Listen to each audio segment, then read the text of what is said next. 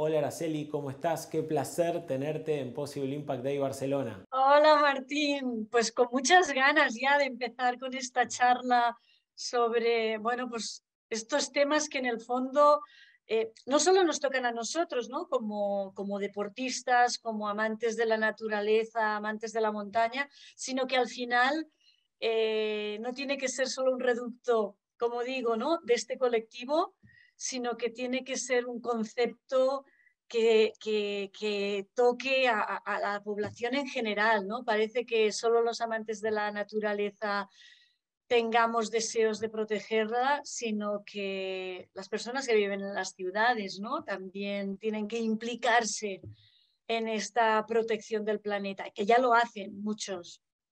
Araceli, me interesa mucho que nos cuentes sobre tu relación con la naturaleza. ¿Cómo comenzó? ¿Cuál es tu relación con la naturaleza? Y al mismo tiempo, ¿qué recibís de la naturaleza en tus travesías? Hay una frase que dice que muchas veces en el encuentro con la naturaleza recibimos mucho más que lo que estamos buscando. ¿Cómo es tu relación con ella? Te empiezo a explicar un poco cómo empecé, un poco también para situar, ¿no? A la audiencia que no me conoce de nada.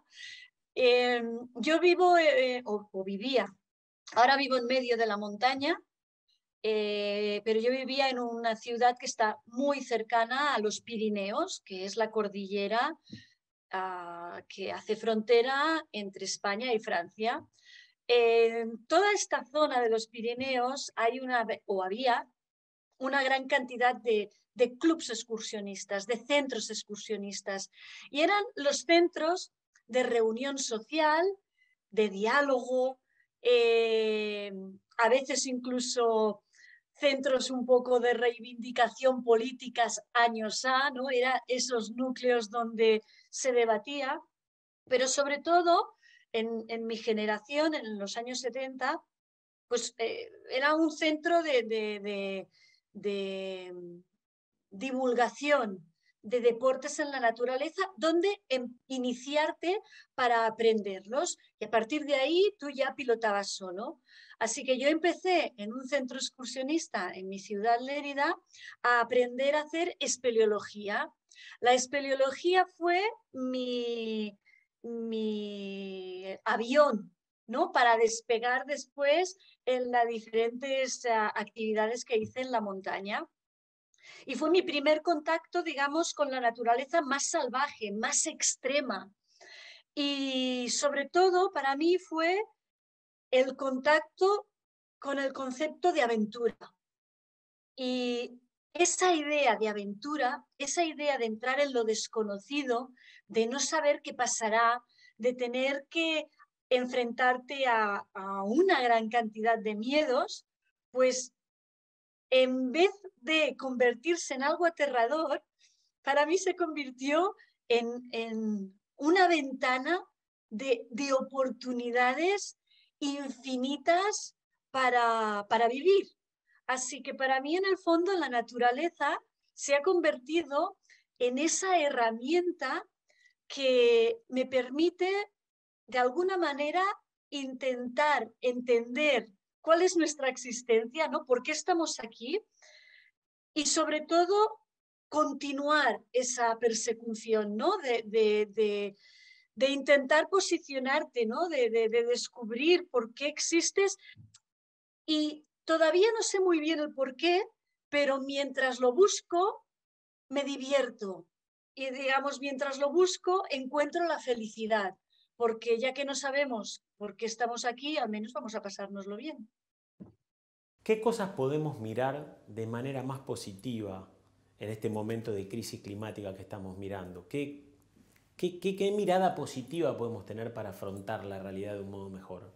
Bueno, yo una de las, digamos, uno de los, para mí, eh, conceptos entre todos los que he ido aprendiendo, ¿no? En la montaña, desde de aprender en la montaña o en la naturaleza, en los deportes de outdoor, ¿no? En general, desde aprender a ser flexibles, desde aprender a empatizar, desde aprender a escuchar, a comunicarme, a decir las cosas de manera asertiva, desde aprender no sé, a plantear cuestiones, digamos, muy kafkianas que al final acaban siendo la mejor solución, por muy raras que parezcan, ¿no? De todo ello, lo que he acabado aprendiendo viene un poco en relación con lo que has dicho, y es que las actitudes que nosotros tomamos, las elecciones que hacemos delante de las circunstancias, esas elecciones, esa actitud, es lo que cambia el resultado final de todo lo que ocurre. Y evidentemente que esta actitud tiene que ser positiva, ¿no? Es decir, positivo es un poco un lugar muy común, pero que son nuestras acciones las que tienen que sumar. Como te digo, cuando hablas con alguien, hacerlo de una manera asertiva, ¿no? No intentar ni ofenderlos, sino empatizar mucho, tener mucho respeto, ser generoso, y todas estas cuestiones, en el fondo, sí van de acuerdo a la actividad que tú haces, pero van de acuerdo al entorno que te rodea, ¿no? Es decir, ser asertivo con la naturaleza, ser respetuoso con la naturaleza. Es decir, son nuestras elecciones únicamente las que cambian el resultado final. Porque tú me puedes decir, bueno, sí, pero hace falta una inversión económica, hace falta mucha tecnología. Pero es que al revés no funciona, porque tú puedes tener toda la tecnología del mundo, puedes tener toda la inversión del mundo, puedes tener el gran presupuesto, que si la persona o las personas que lo llevan a cabo no tienen esa actitud, no puedes conseguir nada. Al final, ¿de quién depende? Depende de la voluntad y de la intención de esa persona. Así que, evidentemente, tiene que ser constructiva, positiva, de ir hacia adelante y sobre todo con respeto. En una de tus entrevistas, vos mencionabas que nuestra capacidad de adaptarnos a las circunstancias es parte de los factores claves que te permitió hacer cumbre en tus tantos desafíos y en tus tantos logros que has hecho, como por ejemplo el del Everest. La crisis del COVID-19 nos ha demostrado una vez más que necesitamos adaptarnos a las circunstancias. La humanidad se vio obligada a adaptarse a las circunstancias. ¿Cómo podemos enfrentar una situación límite en la vida? Vos has desafiado los límites, te has encontrado en ese tipo de situaciones. ¿Cómo logramos desafiar un límite y adaptarnos a una situación tan extrema? Bueno, normalmente las personas que cambian son las que saben el cómo y el por qué, estas dos razones. Es decir, el por qué es importante, es decir, necesitas saber por qué quieres cambiar algo, cuál es una razón. Y tienes que tener esa razón, tienes que tener esos motivos, ¿no? Un motivo es una motivación. Es decir, si tú tienes la motivación, la razón, podrás hacer el esfuerzo para cambiar. Pero también tienes que saber el cómo hacerlo, ¿no? Cuáles son tus herramientas para poder cambiar. Si las tienes, te resultará mucho más fácil, ¿no? Que si no. Pero yo creo que además en todo ello hay un obstáculo de fondo, y es la comodidad. Adaptarnos a esos nuevos cambios, si sí o sí, comporta un esfuerzo. Y ese esfuerzo comporta, pues, romper esa comodidad en la que estás, en la que, bueno, pues ya no tienes que aprender a hacer nada, o ya no tienes que, bueno, pues seleccionar dónde va cada una de las basuras, o ya no tienes, pues que, no sé, enchufar algún tipo de sistema de paneles solares, o, es decir, enquistarse en la comodidad es el gran enemigo del cambio. Pero en cambio, las personas que tienen una mentalidad de aventura, una mentalidad de convivir con lo desconocido, una mentalidad de que precisamente eso es lo que les motiva, los que saben que ese esfuerzo va a tener una recompensa, porque cuando te esfuerzas por algo y te ha costado y consigues algo, te da una sensación de felicidad y de satisfacción, ¿no? Que es la recompensa del esfuerzo. Los que saben eso por experiencia son los que van a cambiar más fácilmente. Los que no suelen esforzarse, no lidian bien con la aventura, no tienen una motivación, no tienen las herramientas, son los que les va a costar más. Por eso yo creo mucho en la educación. En la educación ya no solo de adultos, por supuesto, pero empezar con los más pequeños. Es decir, para mí es importantísimo que la base crezca ya con una mentalidad, con unas ideas que no vayan únicamente encaminadas a sacar las mejores notas en una carrera para poder tener el mejor trabajo y ganar cuanta más pasta mejor, sino que haya una educación más de lo que se llama los soft skills, ¿no? De tener una mentalidad, de tener una manera de comportarse, que eso, bueno, al final también acaba repercutiendo, ¿no? En tu carrera profesional y en tus logros, pero que van más encaminados a tener una sociedad pues más humana. A lo largo de tu camino, ¿qué cambios notaste en la naturaleza? Vos tenés la dicha, a diferencia de los comunes mortales como nosotros, de ver el mundo desde la cima, ¿sí? De ver el mundo desde arriba. ¿Cuáles son esos cambios que la naturaleza te ha mostrado de manera drástica? Bueno, tengo como dos respuestas un poco largas para cada una.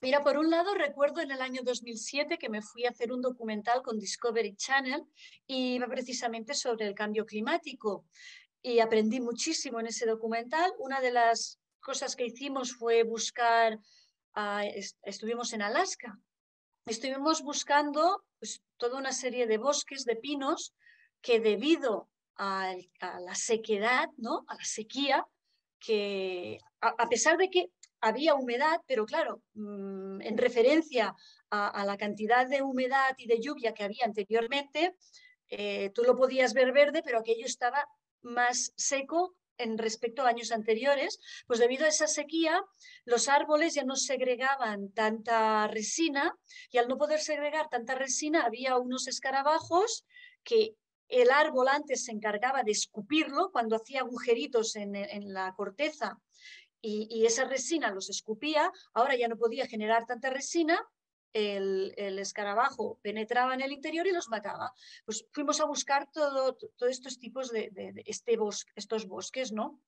Y era muy evidente ese cambio por culpa de la sequía.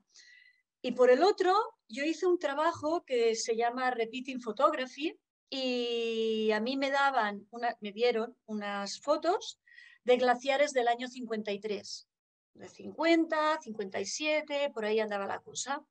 Y yo tuve que ir a buscar estos 4 o 5 glaciares y localizarlos.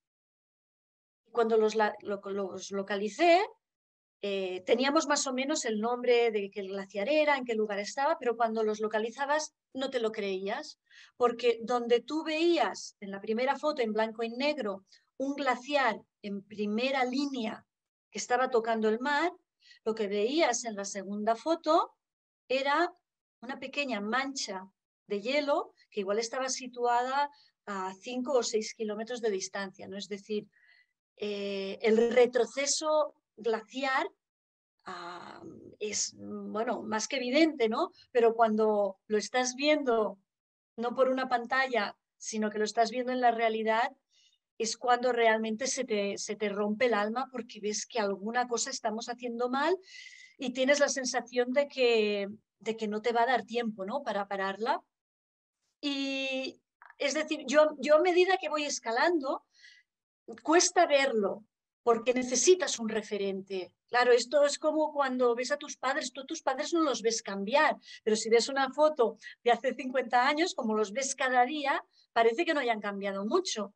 Es decir, el drama lo ves precisamente cuando ha pasado mucho tiempo. Y ahí mucho tiempo que geológicamente hablando, 50 años no son nada, no son ni un milimicrosegundo, ¿no? Así que si en 50 años puedes ver esa transformación glaciar, es que las medidas que se están tomando no sirven de nada. Pero a nivel, digamos, visual, que sí puedo constatar, estoy viendo que la educación ambiental y la humanidad va para atrás. Es decir, necesitamos hacer algún tipo de acción muy, muy drástica, porque algo tan sencillo como las basuras al lado de nuestra casa. Ese es un tema que a mí me cuesta mucho de entender. A mí me educaron de una manera en la que no se tira ni un papel al suelo, no se tira ni un plástico al suelo, no se tira ni una botella al suelo, no se tira nada al suelo, porque tirarlo al suelo es como tirarlo, ¿no? En el comedor de tu casa. Y en los últimos 2 años, y no sé si ahora, después de la pandemia, aún más, porque ha habido más afluencia, ¿no?, de público a la naturaleza que antes no solía salir, eh, pues los caminos, los rincones al lado de la carretera incluso, y perdonadme por la expresión, pero están llenos de caca, pero con su Kleenex y con su papel. Es decir, es algo muy, muy simple que te dice mucho de cuál es la educación que actualmente hay del personal. Es decir, alguien que en un camino hace una caca o un pipí y deja el papel, es alguien que no tiene ningún respeto por absolutamente nada que tiene que ver con el medio ambiente. Porque un papel, es decir, lo recoges, lo envuelves dentro de otro papel y te lo llevas. No pasa absolutamente nada. Si no tenemos esa idea, porque ya no te hablo luego de botellas de Coca-Colas, de cartones de tabaco, de cigarros. Es decir, una colilla es un indicador de la educación de aquella persona. Si la tira al suelo o si se la guarda en un pequeño mechero, cenicero portátil, ¿no? Es decir, a mí este punto educacional y de respeto me dice mucho de la humanidad, porque si algo tan simple no se cuida a gran escala, pues ya no tiene control. Y no quiero ser pesimista, pero por eso digo, necesitamos urgentemente a nivel mundial una educación de base y de lo más simple. Coincido plenamente con vos en que la educación es clave, la educación siempre es la solución a los grandes problemas que tiene hoy la humanidad y que ha tenido desde siempre. Invertir en educación y realmente poner en duda a veces también en tela de juicio el tipo de educación que estamos recibiendo, ¿no? Porque parte de lo que debemos revisar hoy es si la educación del modo en que la llevamos adelante es la correcta o no. Nosotros hoy estamos en un día en donde estamos hablando del 2030, ¿sí? Y estamos hablando de cómo pasar de las historias a la acción para que lleguemos al 2030 de una mejor manera de la que estamos viviendo hoy este 2021. Cuando vos escalás una montaña, Araceli, me imagino que tenés una hoja de ruta, tenés una forma, tenés un camino el cual seguir que es más conveniente para poder alcanzar esa cima. Si vos tuvieras como cima el año 2030, ¿cómo encararías esos próximos años? ¿Qué ruta tomarías? ¿Cuáles serían tus próximos pasos? El de la educación parece simple, pero necesita mucha repetición, muchísima repetición. De acuerdo, vamos a decir que esta parte ya está solventada, digamos que las semillas ya están creciendo de la manera que óptimamente, ¿no?, deseamos. Yo creo que cambiaría también el concepto del consumo. Estamos sobresaturados de consumismo y de publicidad que nos invita al consumo. Es decir, no tan solo nosotros consumir lo que necesitamos, consumir productos de kilómetro cero, sino que se necesita también un cambio en la publicidad. Estamos constantemente bombardeados, ¿no? Es decir, si a un ludópata le están poniendo todo el día un casino delante, acaba comprando, o acaba jugando. Pues si a una persona que quiere consumir y que tiene esa debilidad, pues también no acabamos consumiendo. A veces consumimos sin ser precisamente, sin necesitarlo. Es decir, yo creo que reducir el consumo de lo innecesario se fabricaría menos. Es decir, por otro lado, hay personas que dirían, sí, bueno, pero entonces hay personas que no ganarían tanto o que se quedarían en la calle. Bueno, creo que hay un exceso de codicia, ¿no? Las fortunas están en manos de 4, que cada vez se hacen más y más y más ricos.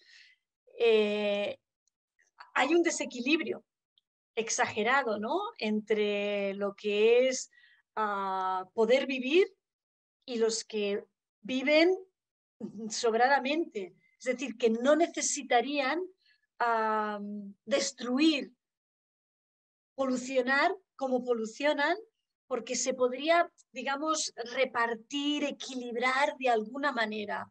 Pero claro, esto es utopía total, porque en los últimos años vamos precisamente en contra de esta línea, ¿no? Vamos en el sentido de los pequeños, las pequeñas empresas que intentan hacer trabajos de cercanía, que intentan sobrevivir, pues se las comen, ¿no? Las grandes organizaciones. Pero creo que en nuestro consumo, es decir, somos muy pequeños, pero somos muchos. Y si esos pequeños que somos tantos realmente nos uniésemos, conseguiríamos mucho. Yo también a veces tengo la sensación de que no nos unimos, de que cada uno va por libre. Sí, bueno, nos quejamos, pero si alguien se hiciese a la idea, o si todos, de hecho, nos hiciéramos a la idea de que juntos somos mucho más fuertes que los 4 que tienen el poder, podríamos realmente cambiar muchas cosas. Pero falta unión.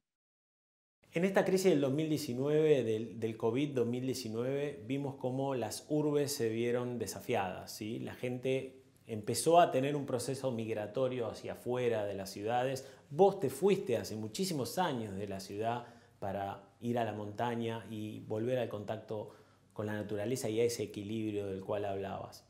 ¿Cuán necesario crees que otra vez la humanidad empiece a replantearse estos temas migratorios y que las grandes urbes comiencen a despoblarse para volver un poco más al equilibrio?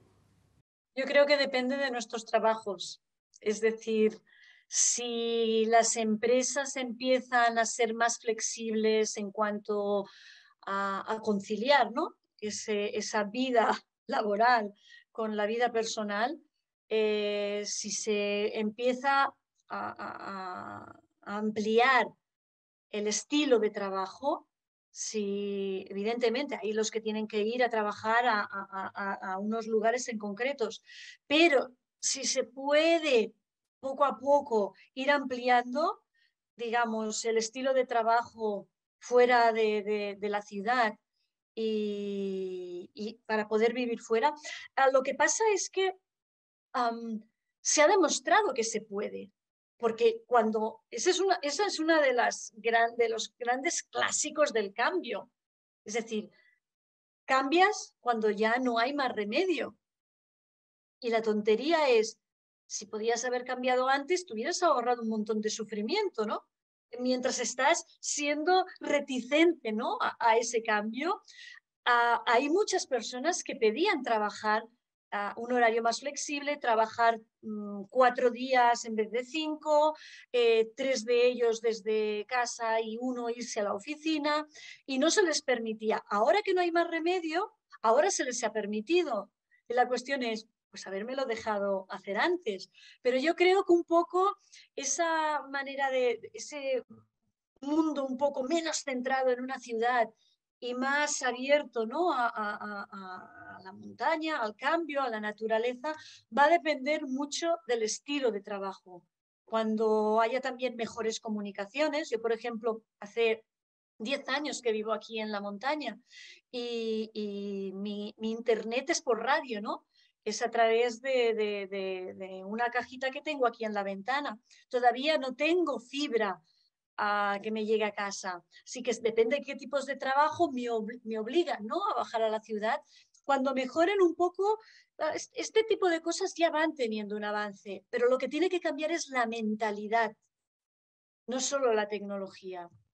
Bueno, ya casi estamos terminando, Araceli, simplemente para cerrar, quisiéramos preguntarte por el futuro. Hoy estamos hablando del futuro y de cómo crear un futuro mejor, y me gustaría tener una reflexión tuya y que nos cuentes cómo imaginás ese futuro o cómo podemos forjar ese futuro de un modo mejor. Yo veo un futuro, o me gustaría ver un futuro sin diferencia de género, sin, sin diferencias étnicas, ¿no? Es decir, un futuro donde solo exista una palabra y es muy básico, es el respeto, a la que sabes respetar cómo, de qué piel es la persona que tienes al lado, de qué género es, cómo ama, a la que sabes respetar los principios básicos, a partir de ahí se mejora. Repito, la educación es fundamental. Lo que les enseñamos, no solo a nuestros hijos, pero no solo con palabras, sino con hechos. Enseñar a respetar. Y creo que ese podría ser el principio de una gran mejora. Bueno, Araceli, la verdad estamos inmensamente agradecidos. Fuiste terriblemente amable de aceptar esta invitación muy rápidamente y con tus palabras, con tu claridad, con tu ejemplo, con tu modo de vida, nos estás mostrando el camino de cómo alcanzar esa meta que tenemos al 2030. Ha sido una charla muy inspiradora con vos. Para nosotros ha sido un placer tenerte en este Possible Impact Day y te queremos agradecer, mandarte un enorme abrazo de parte de toda la comunidad de Possible y de Sancine, y agradecerte y ponernos siempre a disposición de todas estas causas que llevas adelante y todos estos temas para poder juntos unir fuerzas, como bien decías, y poder transformar la realidad. Así que, de vuelta, muchas gracias por tu participación y te mandamos un fuerte abrazo. Y yo os agradezco muchísimo la invitación, os agradezco que no desfallezcáis, ¿no? Que no tiréis la toalla por este trabajo tan duro que estáis haciendo, porque sabemos que cuando trabajamos en sectores minoritarios es siempre una montaña que hay que subir detrás de otra. Así que muchísimas gracias al público que ha tomado la energía para venir, para interesarse, para intentar absorber conocimientos, ideas, inspiración, para continuar, intentar mejorar un poco más este planeta. Muchísimas gracias.